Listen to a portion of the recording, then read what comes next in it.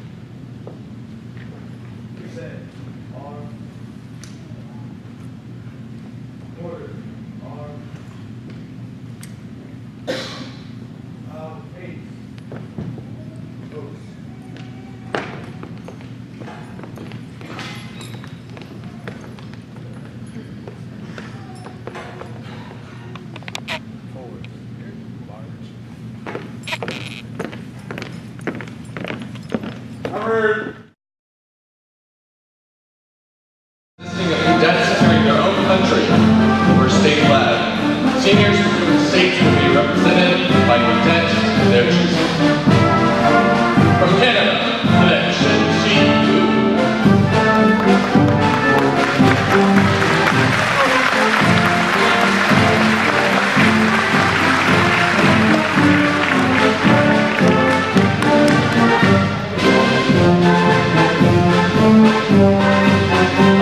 Republic of China, Cadet Shen Hao Yu.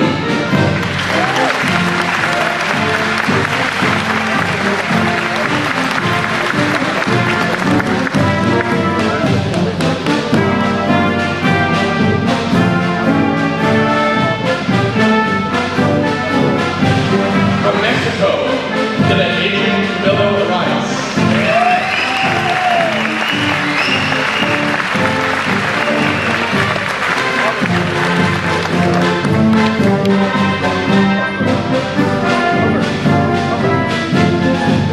From Nigeria, Cadet Akumi Ricketts.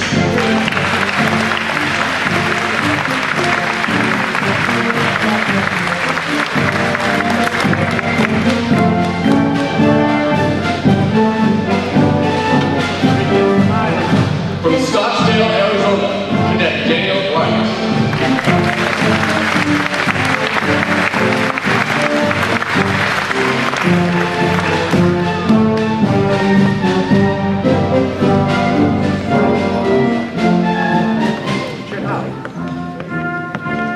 From Walnut Creek, California, Cadet Michael Johnson.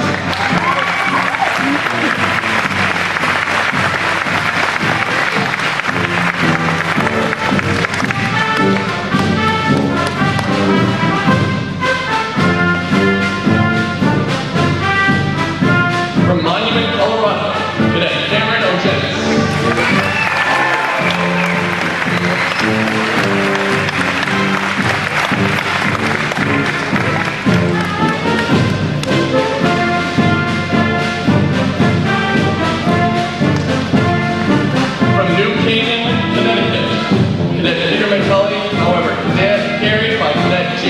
and control.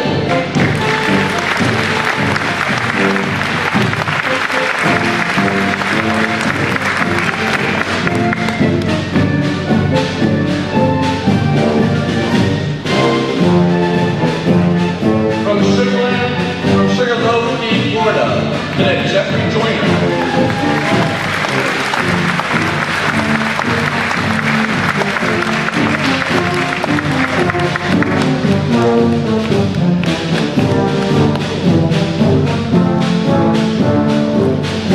From Kailua Kona, Hawaii, Cadet Jeremy Tuck.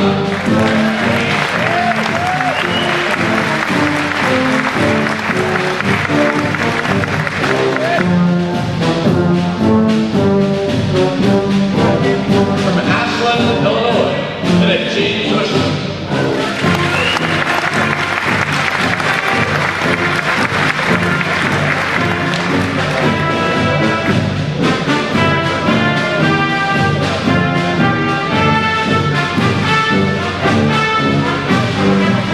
From Basines, Indiana, Cadet Chase Vincent.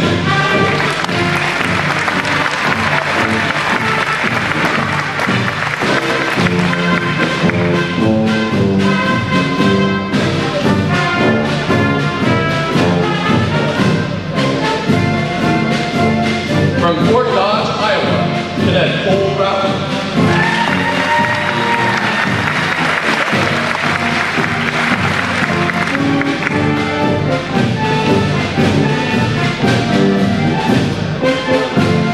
From Salina, Kansas, Cadet Jacob Younger.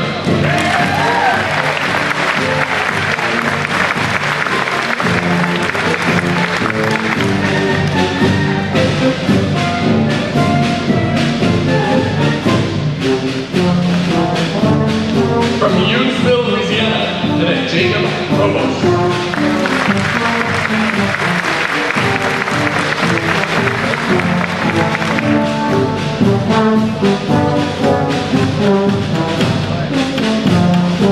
From Cambridge, Massachusetts, Cadet Jordan Malloy.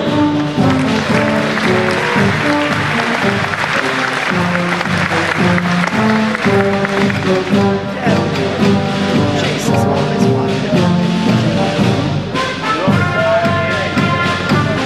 From Norton Shores, Michigan, Cadet Jackson Friend, however carried by Roby Roots.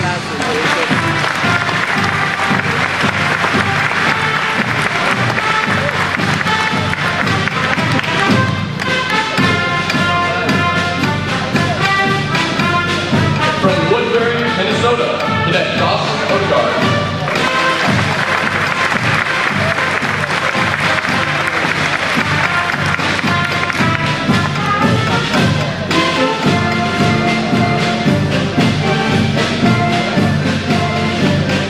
From Kansas City, Missouri, Cadet Wyatt Marshall.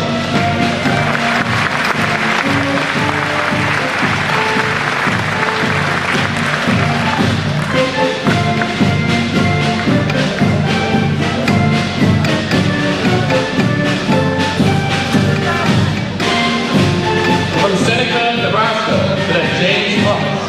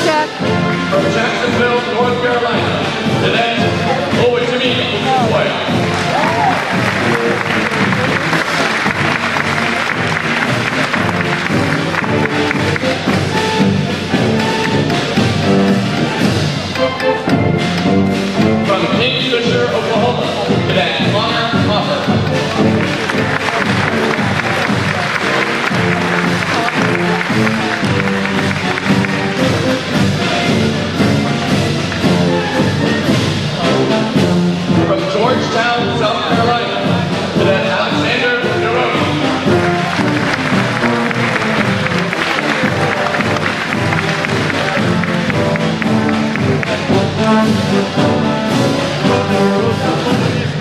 From Sugar Land, Texas, Cadet Osahan Light Bear Corps.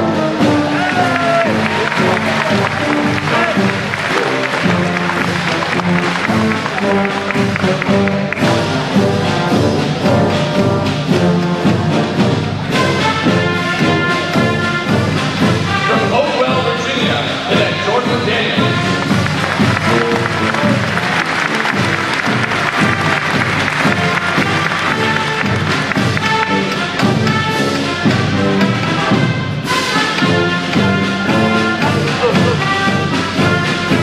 And from Cheyenne, Wyoming, Cadet Kate Ashby.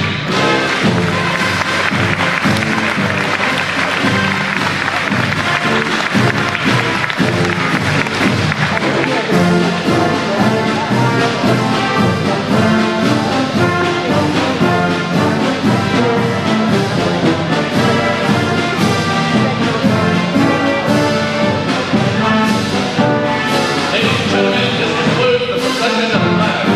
Thank you.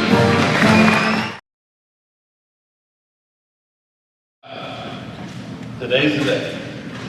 For some of you, it's been a longer journey than for others, but we're here all the same. We are certainly proud of all of you, and it's blessed to be a part of this event with you and your families. I'd like to welcome some guests that we have today, members of our Board of Trustees that have joined us, certainly the families and friends of all of our cadets, and a very special group that's been around this weekend. If I could have all of our old boys please stand and be recognized.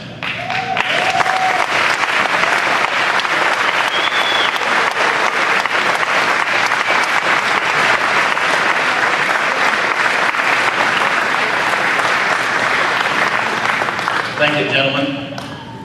It's awfully kind of you to sacrifice your weekends to come back here and celebrate with these young men, many of whom you knew when they were little boys, who are now going to be walking the stage with us today.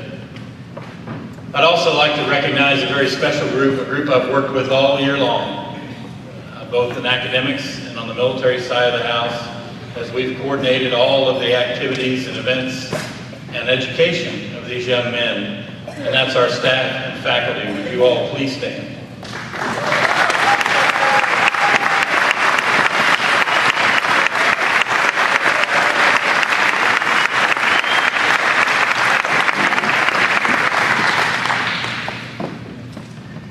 Thank you. It is indeed a pleasure for me to introduce to you the chairman of our Board of Trustees. Larry has been a friend of mine now for going on close to 15 or 20 years. He's been involved as a trustee and given his time and energy and resource to St. John's for about the last 30 years. Got that right? Pretty close to 30 years. Larry's very successful in the banking industry here in Salina. He is a St. John's old boy, was here in the late 60s as a middle schooler. And he has given his time, energy, and passion to St. John's. More importantly, he's provided invaluable guidance to our Board of Trustees. And for those of you that are familiar with the world of boards, our board is unique, truly unique. The engagement of these men and women is phenomenal. And Larry provides absolutely outstanding guidance to that group. Ladies and gentlemen, will you help me in welcoming our board chairman, Mr. Larry Burdick.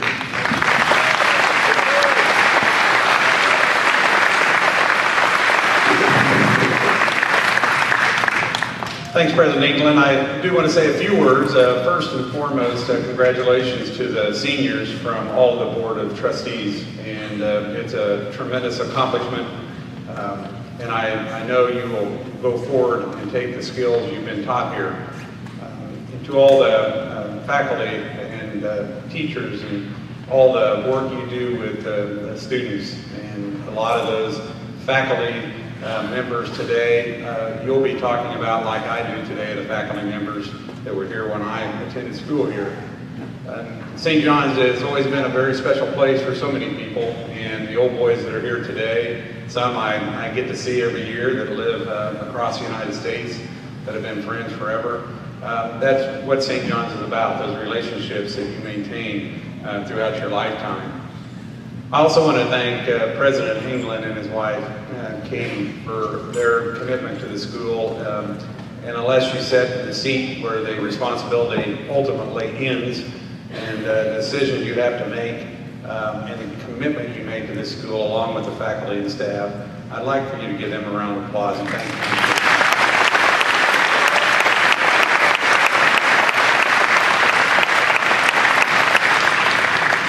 One thing I've learned in my life is that there's, no matter what situation you're in or position in life, you get thrown curveballs about every day. And your ability to deal with those is really what makes you differentiate between other people. Your ability to be successful or to fall at the end of the line. And those skills that you learn at this school, seniors and underclassmen, are the skills that have taken me throughout my life. And I can remember sitting right over there with your group thinking, I wish these people would hurry up and shut up because I want to go home. I really don't care what anybody says today. I can appreciate that, and I'm not offended by that. But I can tell you that someday you'll wake up and realize the gift you've been given by your parents and others who have sacrificed literally financial resources, families, whatever it would take to give you this kind of education.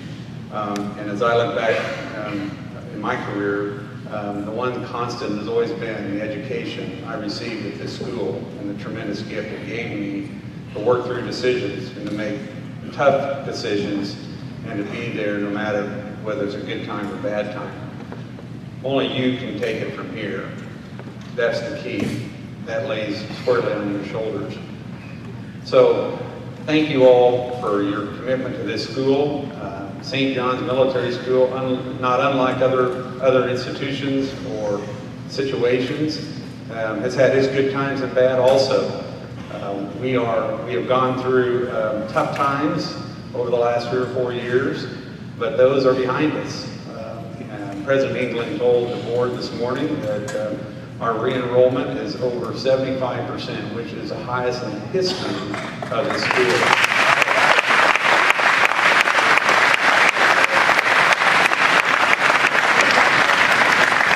Clear message to the board of trustees that parents like what we're doing here and what they're getting in return for that.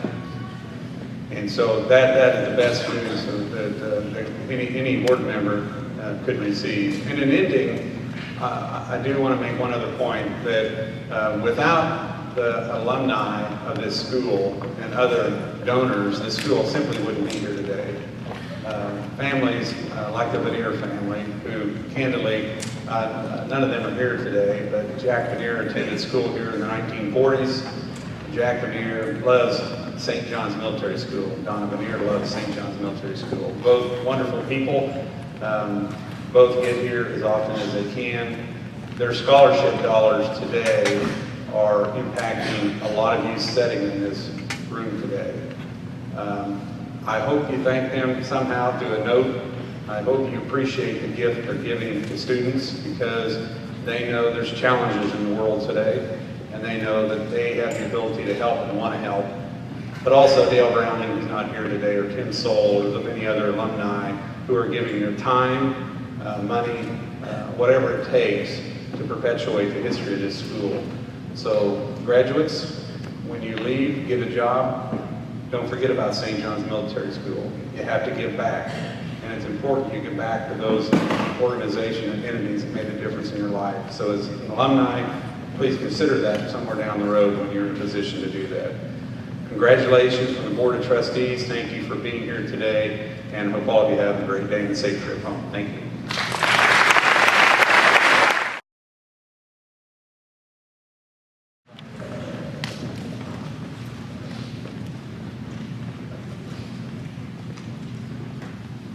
Thank you, President England. Morning, seniors. Are you ready? Absolutely. Well, it's truly an honor to be here today to address the graduating class of the 128th Corps. Welcome parents, family, friends, old boys, staff, and faculty, and cadets of St. John's. You know, to prepare for an address, I looked for advice on the internet for giving a commencement address. I learned that advice is great, inspiration is better, and in keeping it short, the graduating class will love you. Is that right? Well, I'll try to do all three. I specifically want to share my thoughts with the graduating class. This is not only a celebration of graduation, but truly a celebration of success. When each of you came here to the gates of St. John's for the first time as new boys, I know you felt like you were climbing the highest mountain of your life.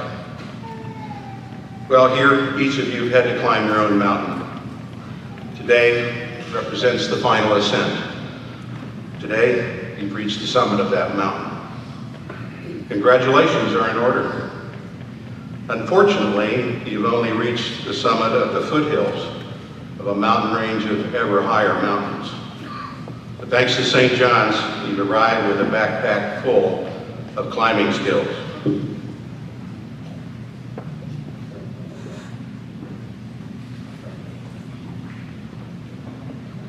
I want you to think of this St. John's backpack as full of everything that you've experienced here and everything that you've learned here, and we're going to put some more items in it today.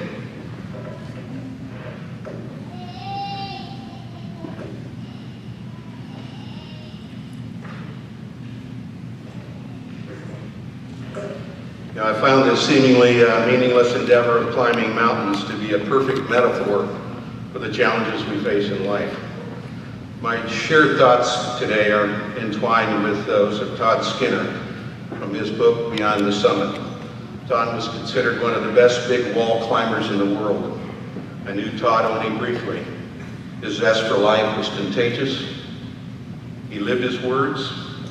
In 2006, Todd fell to his death due to a freak equipment failure while climbing one of the big walls in Yosemite National Park. His fame in the mountain climbing world came from the first descent of the Trango Tower in the Karakoram range of the Himalaya. It required a vertical ascent of over 20,000 feet on overhanging rock, where the ascent team spent over 60 days hanging from and ascending the mountain. What I am suggesting to each one of you, seniors, that you have to be as committed to your goals, and they need to be as audacious as climbing the Trango Tower. And we'll talk about setting life goals shortly.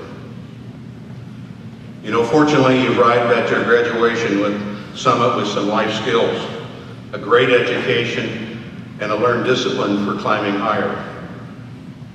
I know your teachers, I know this institution, I know you're ready.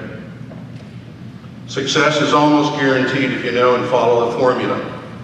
All you have to remember is 4 words and understand their meaning and power.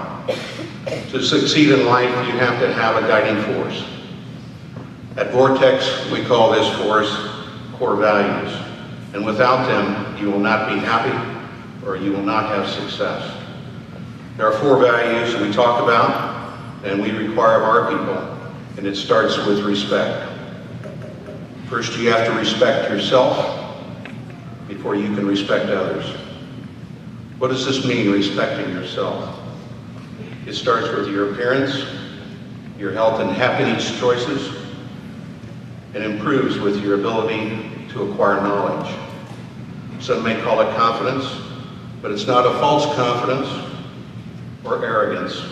It comes from doing the right things and avoiding the wrong things, like unhealthy lifestyles, poor decision-making, ignorance, and what I call drift, the opposite of goal setting.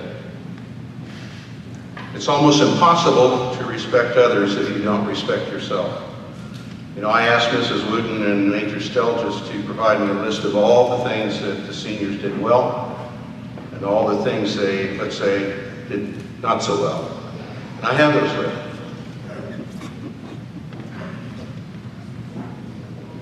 Senior class, the good things. Oh, wait, we've got it over here. The good things. And here's the list of the not so good things. Which one do you want me to read? That. A list of good things. And that's where self-respect comes from. Now, I'm just kidding about that list.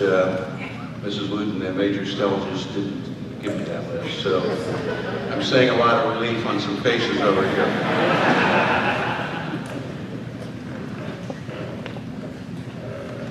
Respecting others is critical to gaining respect for yourself. True respect is that you treat others as you wish to be treated. We all want our ideas and opinions heard and appreciated. We all want to be treated with kindness. A key element of respect includes the ability to empathize. Put yourself truly in the other person's shoes. Understand their fears, their wants, their strengths, and their limitations. Put yourself in your parents' shoes this morning. Would you be proud of your son? Would you be concerned about your son's future? I think so. Respect earns respect.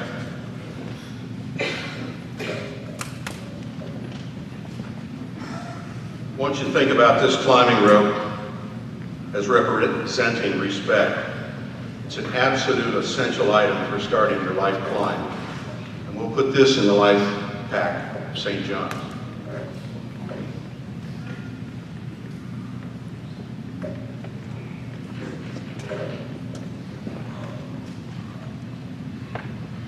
Integrity is the next core value, is doing what you say you're going to do and doing what is expected of us. The latter is the purest level of integrity as it doesn't require verbal promise. It is, in other words, what we know to be the right thing to do. To many, this is just simple honesty. More importantly, your integrity has to be unconditional. Integrity is like a flywheel. It generates trust, and trust is the grease for all relationships. If your integrity is part-time or conditional, it becomes part-time. Then the flywheel stops and trust is lost. It then becomes twice as hard to start the flywheel. Integrity is necessary to function as a team member, whether it's a sports team, family team, or business team.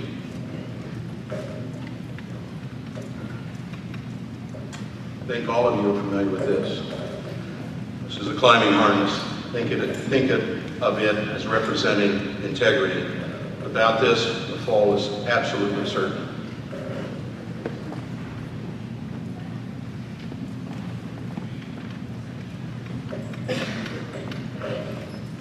It starts with respect, followed by integrity, and now comes humility. And this is the most misunderstood core value. This word conjures up visions of someone with a lack of confidence, or in another vernacular, a wimp. True humility allows for greatness. How so? True humility allows us to see our strengths and our weaknesses. It is a critical component of getting better and real learning.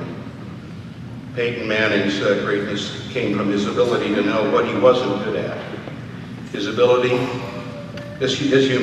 allowed him to critically examine and work on his weaknesses, not hide them. That humility won a Super Bowl.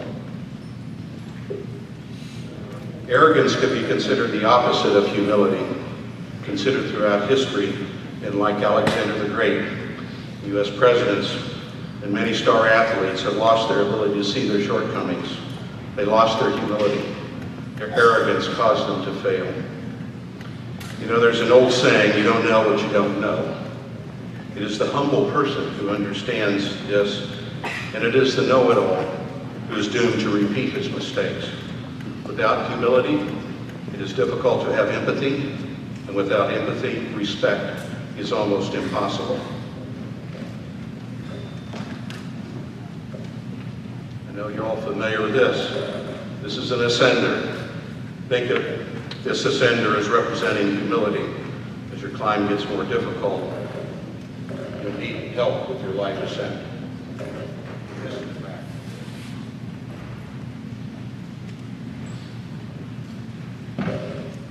last core value is passion, the fuel for the fire. Guys, the passion I'm talking about has nothing to do with girls. Sorry. To use another word, we might call it motivation or resolve. I know most of you are in the process of deciding what you are passionate about, and that's okay. Believe me, it's a lifelong endeavor as it changes throughout your life. You know, I'm going to take the pressure off you with this next statement. You don't have to have it figured out now, or even when you're my age and age. Life is all about discovery, and you'll find new passions. Being passionate is not something that is found in whole. It is actually found in bits and pieces. It is work. My advice to be happy: find your passion in 5 areas: your family, your relationships, your education, your life work, and your life of giving back, your legacy. One thing I can tell you with absolute certainty is that if you do not passionately pursue any endeavor, you will not be successful.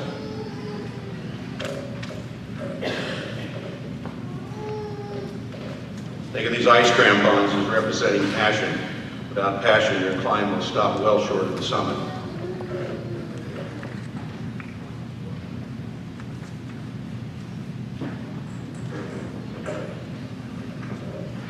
These core values are intertwined and they need to exist in balance.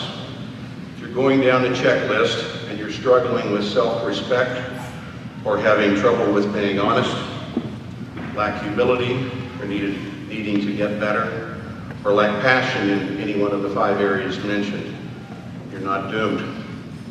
When I was your age, my core values, let's say, need a little work, and I'm still working on being a better person today. You know, I know these words are not new to you. They're fundamental to your experience here at St. John's. With these 4 core values in your pack, you'll be able to climb higher. You know, we're not going to get away from here without talking about the last thing you need to put in your life pack, and that is for climbing higher. That is understanding the importance of setting lifelong goals. I talked about my friend Todd Skinner and his zest for life and his tragic death. Todd had a unique way of looking at goal setting, obviously forged by his mountaineering experiences.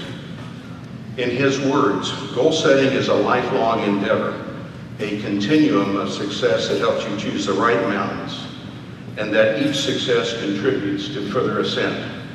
The primary purpose of setting ever greater goals for yourself is to preclude drift, to prevent your life raft from floating aimlessly on the whim of the wind and current. Goals become your compass and your paddle. I would add, setting goals will help you minimize events in your life that I call I wished I coulda, I wished I woulda. Without goals, you'll have more than your fair share of regrets. Todd had a philosophy that I think will serve you well in your goal setting. He states it this way: there is nothing more dangerous than a moderate mountain or goal. And what does he mean by this? An easy mountain or goal often consumes the same time and resources as a difficult mountain or goal. It can be more dangerous because we face the same hazards and we don't have to be as focused. How many of you have fallen on a simple set of stairs and steps versus rappelling down a climbing wall or cliff? Bet you have, right? This argument suggests that goals need to be audacious enough, in Todd's words, to make us climb beyond ourselves, to cooperate so we all arrive at the summit together.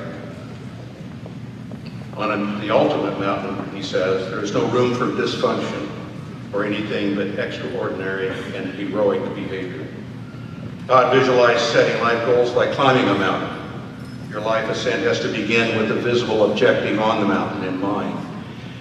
He does suggest that one does not have to have your life or climb all figured out, as that would be self-limiting.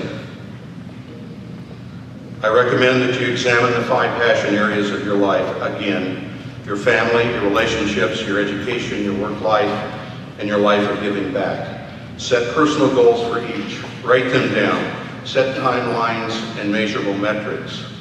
I highly recommend that you do not wait, but start immediately on your life plan for giving back. Giving back has its greatest reward. Find your passion, whether it's Big Brothers, Big Sisters, an orphanage in Africa, a soup kitchen in Chicago, or right back here at St. John's Military School. The experience will fundamentally change you for the better and put a smile on someone's face.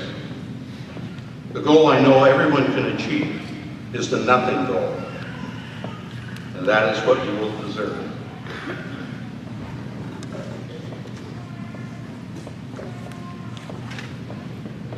I want you to think of this ice axe as goal setting. It's an absolute necessity if you're to reach any worthwhile summit. And we'll put this in the St. John's Life Pack.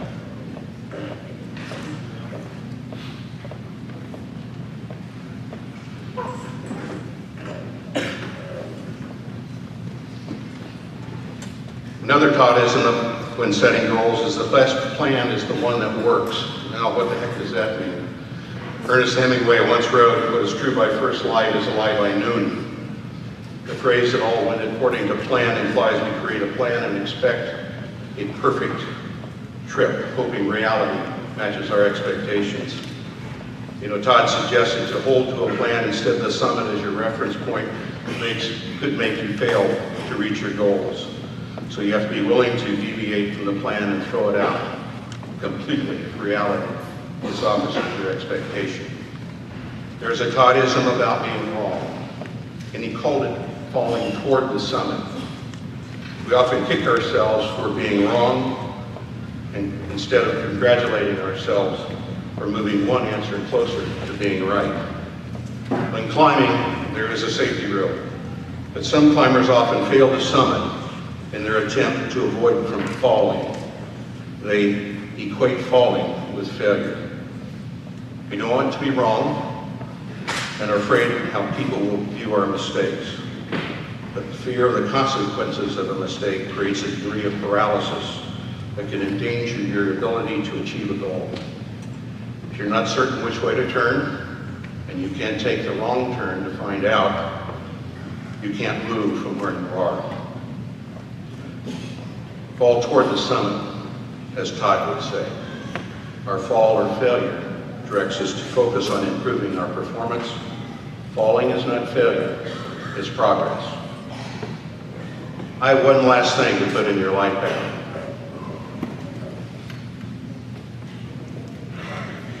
I will include a stone from the heights of Everest. It will remind you to set some lofty goals. You know, some of these goals you'll achieve, others you will not, but you will not know unless you try.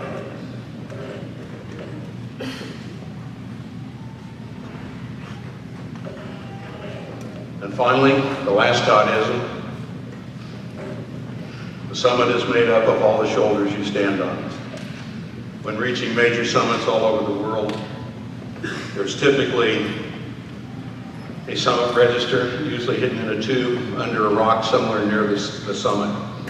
Today, seniors, you get to write your name on that summit register. However, don't forget you didn't arrive at the summit alone. You're here with your fellow cadets. You shared your struggle. You're here with your family, your mentors, and your teachers. Never fail to recognize all the names that belong on the summit register. Your experiences here at this great institution have given you some significant advantages over your peers. I know from your experience at St. John's, you know there are no participation trophies out there waiting for you. You are winners. Your backpack is loaded with some great life tools. I expect to see you passing me on the way to the summit. Thank you for listening, and congratulations to the graduating class of 120.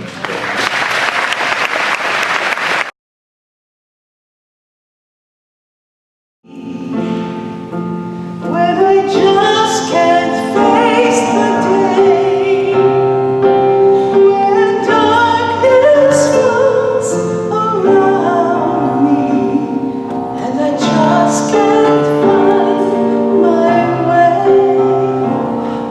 my eyes don't clearly see.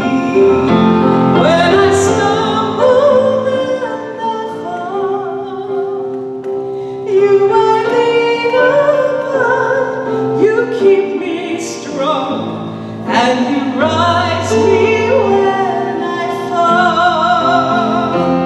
You are there when I must need you. You are there so constantly. You come shining through. You always do. You were all